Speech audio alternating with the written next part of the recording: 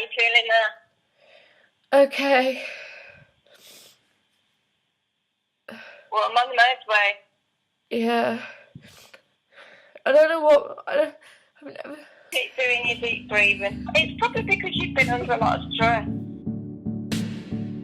I've got a mental health issue and I can't cope with what you're making me do. OCD, obsessive compulsive disorder, hypervigilance, borderline personality disorder. I suffer from depression. Happy, sad, I can't cope with anything you're giving me. angry, broken, lonely, all at the same time. Suffocating. What is that? I'm still normal. I am human.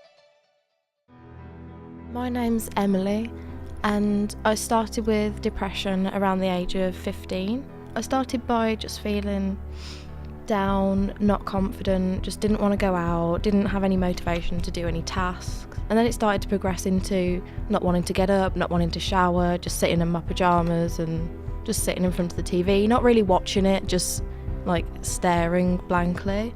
And then I started to realise that it was because of the contraceptive pill that I was on. It was Dianette, and there are side effects of depression with that, but it seemed to affect me more than it had affected anyone else that my doctors had really spoken to.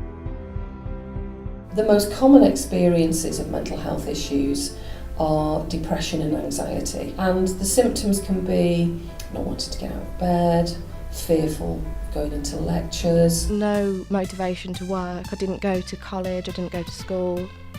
I still don't come to uni sometimes just because I don't feel like I could face it. Having thoughts about not being able to cope, or paranoid thoughts about people not liking them. I did start to push people away just, well, for their good is what I thought at the time. I thought it was too much of a hindrance and being miserable, and I felt guilty for how I was, which made me feel worse. A series of things like that, and that can lead to physical changes, loss of appetite. I didn't eat, I lost a lot of weight to the point where I started to lose my hair. Sleep pattern changing. I'm not sleeping until 5 in the morning and then get up at 7. Because I'll go to bed at night and think I haven't done this, I haven't done this, I haven't done this, I need to do this, there's not enough this. And that ain't helping, but I can't help it. Being tearful. I've had occasions where someone said, "How are you doing today?" And I've just like burst into tears because like I just didn't know what to say. Depression is slightly different. Sometimes when the anxiety does recede, you find that people have quite a low mood. And low mood can be an absence of emotional engagement. We call it quite flat. Like, you could win the lottery and okay. Or you could lose a parent and you'd have the same reaction from okay. And it's a dangerous place to be in. If you don't care about anything, you don't know what you're going to do. Anxiety is you're more likely to see presenting. They're more likely to be engaging, but not really in a healthy way, but they'll be engaging about their anxiety. And they have what we can call intrusive thoughts, where they suddenly start to think that they need to check their bank account every 3 hours or so because they're worried something's going to happen or somebody's going to take their money. I need to check my bank account now. Quieter anxiety can be that you just sit in your room worrying all the time, and so you internalise a lot of thoughts. And it's called overthinking. Now, most people are likely to have their first episode of mental ill health in those areas between the ages of 18 and 23. I've just had my first anxiety attack. I'm calming down at this moment, but my face was vibrating. I just couldn't get my words out. I was like, Mom. And my mum was like, why are you crying? Why are you crying? And I just couldn't get my words out. It was like I couldn't breathe. I couldn't breathe. The first thing you've got to look at is what are you doing? Are you overdoing things? Are you out all night and working all day? Are you being realistic about what you can achieve in your degree? Or are you being fed by some other outside interest? So the very simple thing to do, the first thing to do is slow down. Just slow down. Make sure you're getting enough sleep. Sleep is really key for anxiety. Make sure you're drinking enough fluids like water, squash. Try to keep off things like Red Bull and alcohol when you're feeling anxious. Make sure that you have time in the day to do your own things. I can't even concentrate doing my dissertation right now.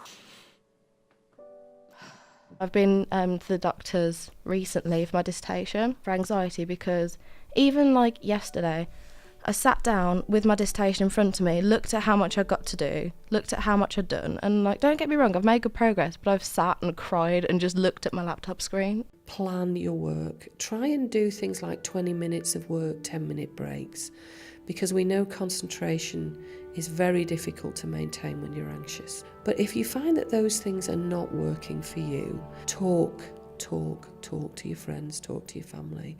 Try and get a sense of perspective and come back to that when you're worried. You might not need counselling, but you might need a chat just to reboot, rethink. Another thing is, like, my current partner, he gets it, but he doesn't get it. Because depression can be like a collection of things that have caused you to feel a certain way, but more often than not, it's a chemical imbalance in the brain where you just get loads of crazy signals that tell you to think thoughts and emotions. And to say to someone, I'm really upset, I feel awful, I feel like I want to disappear and walk away, but I've got no reason for it. People don't get that. Nobody understands, and as much as you do try to understand, unless you live in it, you don't understand. So sometimes he doesn't quite get when I say, I don't know why this is happening, but it is, and he'll like try and figure it out. You try and get in their head, but it's complicated to get in their head. Quite often when I work with couples and one of the partners has depression, I'd say the other person needs a task. They need to do something that supports you. You have to give them something. Sometimes I just need people to like bring me food, bring me a blanket, put films on, put good music on, just to help me detach from how I'm feeling. But there's some days where I need someone to say like, look, pull your finger out, get up, do something. And you don't actually know which approach to take sometimes, do you? So I think it's something that you need to vocalise with each other and communicate to explain, like, this is how I feel, this is what happens when I feel that way, but that's the difficult bit. If people with mental health problems are able to be explicit about what's happening to them, they're more likely to have good relationships. Families tend to cope by working around the person with the mental health problem. Sometimes my parents are scared to leave me alone because of how I was before. They think, well, if you were in that mental state before, you could easily slip back into it if you don't act on it. The best relationships I do have are with my children.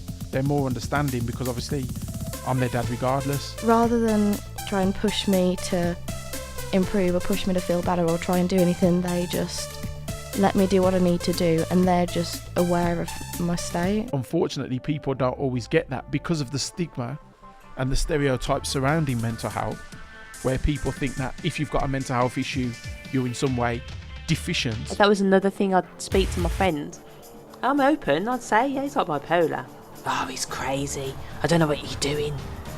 Oh, he is probably the type to end up killing you or something. Why have you got to be so negative, and why are you stereotyping this person? It's bad enough that this is something they deal with every day, and in their head they're dealing with things, but they have to society, be labelled as crazy. People who have mental health problems are normal. 1 in 3 people will have a mental health problem. People with illnesses and disabilities, they can be good partners, they can be good parents, they can be good at their jobs. It doesn't stop them doing anything what would be considered normal in society. I don't think there's too much of a stigma with young people. I think there's a problem with the 40 to 55 male age group, but I think the stigma is less. However, we do need to see more men coming for help. My name's Andy. I was finally diagnosed with borderline personality disorder in 2011/2012. Personality disorder, an emotionally disturbed personality disorder, is a diagnosis they give for sometimes personality traits. From the age of 6, I've had my mum, my dad, family, friends, my mum's family, my mum's friends, peers growing up through school, teachers, all these people tell me, not that there's something different, which allows you to grow and think, yeah, I'm different, but I'm okay. or I'm different and I need to get this looked at. When somebody's telling you for that amount of time in your life that there's something wrong with you, not that there's something wrong going on and they care for you and want to help you, just that there's something wrong with you. From 6 years old, to what age does that person say to themselves, well, I need to get this checked out. I need to go and get it checked out. I was 34 when I went to get it checked out. Mental health has a huge impact on the people around. That's because often the behaviour is aimed at others. So relationships can be quite fraught, there can be a lot of tension in relationships. Are you using bipolar as a tool to just be an asshole? My ex-partner made me feel guilty for feeling bad. Like, it was my fault that I was depressed and that was affecting his mood, and I needed to sort myself out because I got the problem and I was the problem in the relationship. Parts of the relationship where there's a clash, I've been told that I'm a nutter or that I should be sectioned. These, unfortunately, are things that would happen. There is a reason why a lot of people with mental health problems are very lonely, and that's because it is difficult to sustain long-term relationships. You know, arguing. You get in an argument, it's quite bad, and they say some messed up things, and then it's one extreme to another. When you're in relationships like that, obviously you then refrain from sharing things because you feel that you're always looked down on or pitied, and you're not, fully embraced as the person who you are, even though that mental health issue that you may have is part of you. So you need a lot of tolerance and patience to be with somebody who has a mental health problem. Some people have got the knack for it, so to speak. Some people can help and some people can empathise. People like Steve and Fry, who has done a lot to support the understanding of bipolar with his own illness as well, have really helped people to understand and to be empathic and sympathetic. Look at someone like Princess Diana and all through what she suffered and the great act she was able to achieve by doing what she did, irrespective and in spite of the fact that she was given a label of BPD. If we don't have the arena to talk about these things openly, we're never going to be able to create a network of support for each other. So if you do know somebody going through something, please talk to each other. Family members, friends and so on, loved ones of people with mental health, start going on the internet, start picking up books, start looking at what you believe may be wrong. Encourage that person who may not be diagnosed with a mental health issue, encourage them. Rather than tell them there's something wrong, say you'll support them, what they're going through, and go with them, encourage them. And I know it's hard because a lot of people don't want to believe that they've got something that would be classed as a mental health issue. For the people who go through it daily, who don't have anyone to talk to, there are organisations out there. I am grateful for having depression and anxiety and other mental issues because it's helped me understand people around me a lot more. It's changed my life in terms of understanding what a mental illness is, what they have to go through, the hardships, the barriers that they face daily, not just against society but against themselves. I'm still normal. I am human.